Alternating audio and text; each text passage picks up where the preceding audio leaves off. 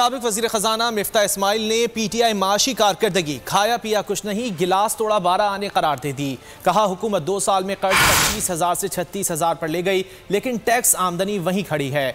मिफ्ता इस्माइल ने कहा कि PTI सिर्फ अखराजात, खसारा और मुल्क पर बदतरीन कर्ज बढ़ा रही है। कोई नया मनसूबा लगाया न कौम को रिलीफ दिया। PTI ने 2.5 साल में मुल्क को कर्ज की दलदल में गर्क कर दिया है। हमने कर्ज छोड़ा तो मोटरवेज, शाहराहें, हवाई अड्डे, बिजली के कारखाने लगाए। कर्ज छोड़ा तो आमदन भी बढ़ाकर 3,850 अरब पर छोड़ कर गए थे।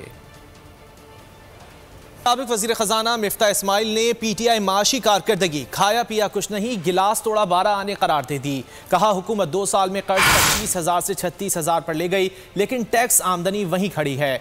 मिफ्ता इस्माइल ने कहा कि PTI सिर्फ अखराजात, खसारा और मुल्क पर बदतरीन कर्ज बढ़ा रही है।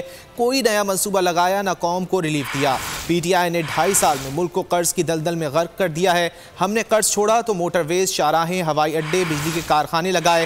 कर्ज छोड़ा तो आमदन भी बढ़ाकर 3,850 अरब पर छोड़ कर गए थे।